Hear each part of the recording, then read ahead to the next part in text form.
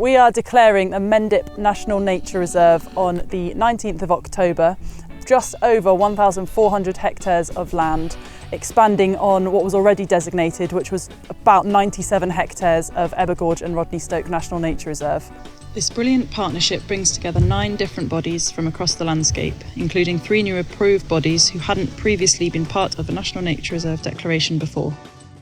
We're really excited that this is going to be the second in the King series of National Nature Reserves. Mendip just retains this sort of wild and unspoiled landscape.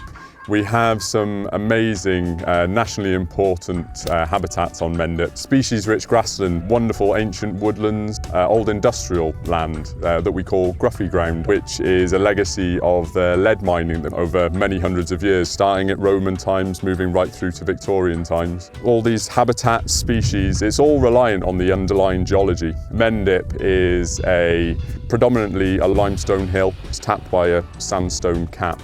The fact that it is limestone means that you can have an area of turf, a metre squared, that can have up to 50 or 60 species of flowering plant, which means that you've got all the invertebrates that are reliant on that, and then all the other things that are reliant on the invertebrates. Currently in Mendip, we have some of the finest and largest areas of limestone grassland that you can find anywhere in the world. So it makes it a very important habitat, not only locally in the southwest, but also globally. All of the partners within the NNR are incredibly committed to restoring and also making this landscape as good as it can be. Previously, the way that we've been doing this is by managing our own sites to the best of our abilities as single entities. And the next step in this is to understand not just our individual sites, but the landscape as a whole, how it all fits together, and also go for more transformative projects that will change the future of this landscape and potentially be the thing that saves it from climate change and potential habitat loss in the future. What we're hoping is that the declaration of this National Nature Reserve, following the thread of the Mendip Way as it moves across our hill, will hopefully enable us to move towards having these connections between the various different sites. The small pearl-bordered fritillary butterfly is another one of our champion species here on the Mendip Hills. The small pearl-bordered fritillary has a relationship with violets, and so what we're trying to do here on Mendip is to stimulate the habitat to enable there to be more violets, and then where there are more violets, hopefully we will then have more of the small pearl-bordered fritillaries. Overall, that increases the vibrancy for a whole range of different wild species. By protecting the violet, we're also providing space for celandine and other edge species plants that are really important for our insects, because without, for example, one of our other champion species, the dormouse, our countryside would be a sadder place. However, without our insects, we are in dire trouble, and this is why we need to protect from the smallest up to the biggest of our wild creatures. The Mendips are really lucky in having these nature-rich sites, but one of the things that we're lacking, like in other habitats, is the connectivity between these nature-rich sites. One of the biggest threats to Mendip at the moment is the fragmentation of those species-rich sites. So what we're impressing is the importance of working with farmers that neighbour our land, creating a more cohesive, sweeping landscape that isn't divided up. We want to kind of enable the movement of species easily across the landscape. That instead of looking at each little pocket of land in its own, we'll be looking at how we can join these up and manage them together so that there is different species niches across the landscape. It prevents that sort of siloed working where you end up focusing on too much on the detail and not looking at what the landscape should be as a whole. This landscape is ancient, and we would have had large herbivores roaming in herds that would move on and change the landscape as they move. So they would knock into scrub, they would leave areas of bare ground, they would potentially fell trees, and all of that would create a very varied landscape, which would then boost biodiversity and create habitats that were suitable for a huge range of different types of species, not only plants but also insects, birds and small mammals as well. So as conservationists, one of the things that we want to do is bring back those natural processes and create a greater variety in the landscape to provide a place for all of those lost species to make a home.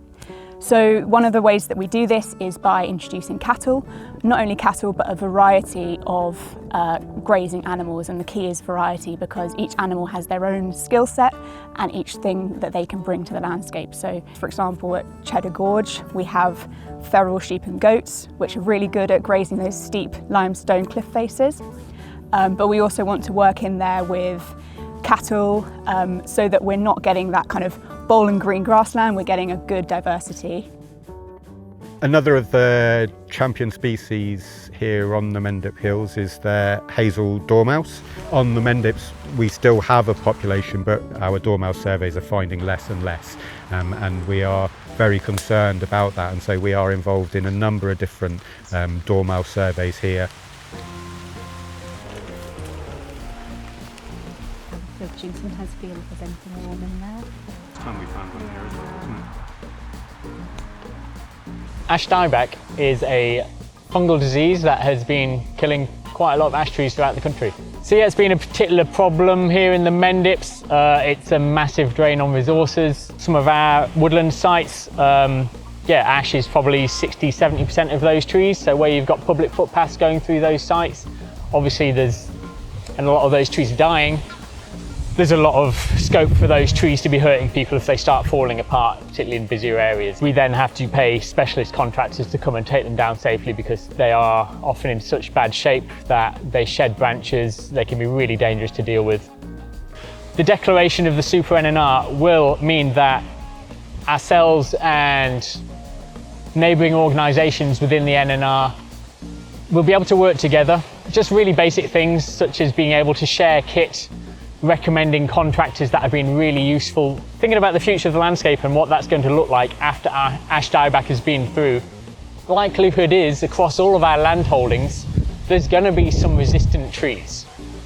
So if we have them, we can talk to each other, we can get the seedlings from those resistant trees and we can start spreading them back across the landscape. We can start planning in resilience to future disease that may impact other tree species like ash dieback has. Something that's been made really obvious with ash dieback is that, a lot of our woodlands they're not particularly diverse. The landscape as a whole is not as diverse as we'd like it to be. Talking to neighbouring landowners and developing a plan to introduce diversity that's going to increase resilience to both climate change and potentially to future disease outbreaks it's just a really sensible thing to do. So this National Nature Reserve brings together a partnership that is particularly exciting because we're bringing in private landowners as well as the kind of usual conservation suspects. So the Longley estate, they manage a big chunk of land in Cheddar Gorge, and having them at the table feels really exciting. They're going to bring a lot of expertise to the table in terms of tourism and working with people and that kind of side of things, because that is a big part of their business. Cheddar Gorge is a really important site. The management team of Cheddar Caves and Gorge take our custodianship really seriously. We're lucky enough to host some of the highest inland cliff faces in Britain. We've got some of the biggest chambers underground, but we're also really important for the southwest tourism sector. And a lot of people come here knowing all about Cheddar Gorge and the cheese and the caves, and that's what they come to see. Being part of the NNR though, opens up the whole of the Mendips to our visitors.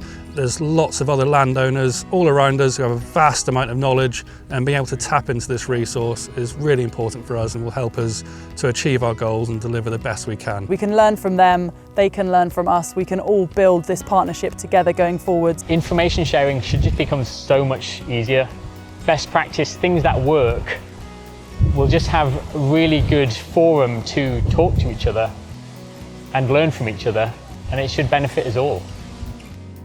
One of the ambitions of the Mendip NNR is to really boost our inclusivity of people in the local community, but also in the urban areas that surround Mendip. Within a 20-minute drive, we've got an urban population of over 700,000 people who can access this land.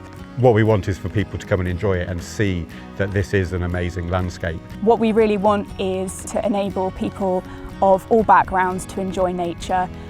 We want to create accessible ways for you to enjoy the landscape. If you're looking to come and understand more about the ecology of Mendip and you want to help us survey bats, bees, butterflies, whatever it might be, The NNR will make that so much easier for you to do. If you think that you are interested in nature but you think that it might not be for you, I would love to prove you wrong, and we'd love to see you in Mendip, volunteering or just enjoying yourself.